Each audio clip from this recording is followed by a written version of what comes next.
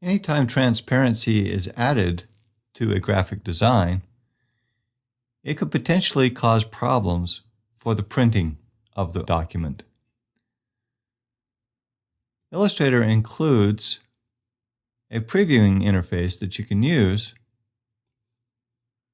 to check for these potential problem areas. Using the Flattener preview, which is available from the Windows menu, you can see and highlight specific areas of the document that might be problems when you print, including transparent objects. By selecting transparent objects from the highlight drop-down list, you can see those areas where transparency has been used within the document.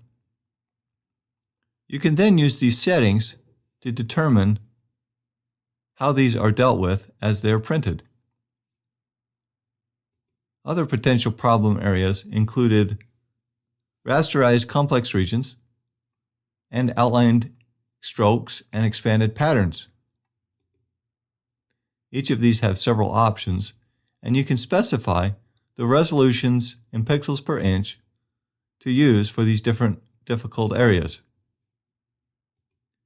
You can also set that the overprint settings be set to preserve, discard, or simulate, and there are a number of different presets that you can use that have various settings within them.